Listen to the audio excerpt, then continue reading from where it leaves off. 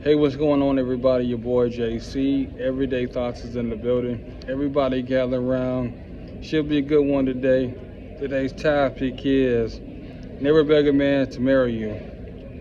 My thing is like just in the back of the day, even biblically, he finds a wife, finds the good things and favor from the Lord. Basically, what that means is that he's supposed to pursue you. He's supposed to go after you. He's supposed to chase after you.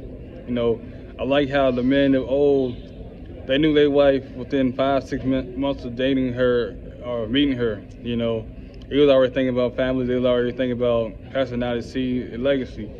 But it's like today's men, we're so anti-married, but then at the same time, we can be anti-single mothers. A lot of brothers they want to be against single mothers, but then they don't want to settle down and get married. They want to go in there and have a baby with you, move in with you, etc., but not give you the title that you deserve, which is wife. And it doesn't take long for a man to know that you're a good thing or not. I said 2 years, the minimum. A lot of men, they find their favor 6 months, 8 months, etc. But I've always been on record as saying 2 years is the maximum. You don't know in 2 years if this is your wife or not, then you need to move on because you're blocking her blessing from her real husband from finding her. And that's the thing though. Like I said, as a man, you can't be dealing with all that. You got to make sure that this is your wife. You're pursuing her actively because there gonna be 5, 6 other men that's on her DMs, is DMing her, that's on her phone, text messaging her, waiting for their shot. So just be serious about her. When you court her, make it be intentionally. Don't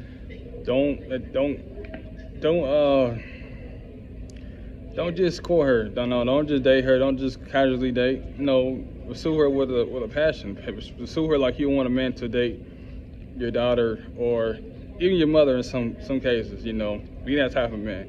And on the women's side, don't be desperate for love. You gotta love yourself. Don't be desperate enough to be like, okay, I'm gonna sell me going out getting this ring for him, proposing on my knee. That's just desperation. That's just sad to me that we get to the point where women actually propose to men because they want a marriage. And my thing is, just because you are married doesn't mean, it's going to be worthwhile, especially if if y'all don't have the same core values, and core values is big to me. I know when I was out there trying to find my wife, I had to make sure that certain things like, okay, does she want kids? How fast does she want kids? What was her previous relationships like?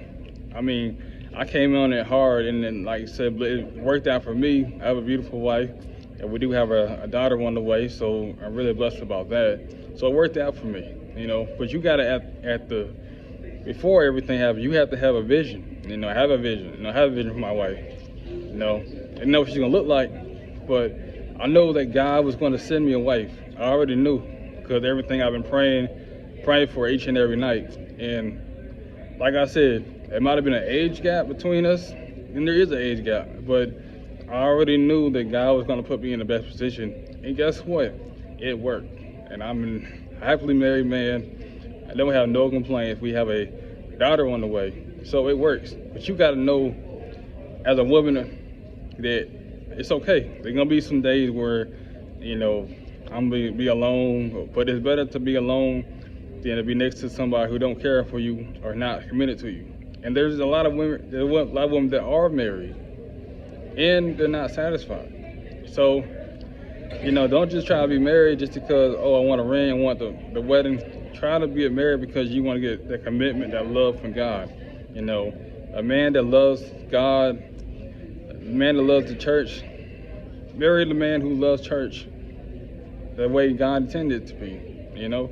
Make sure he's covering you, make sure he protects you, make sure he blesses you, he prays for you.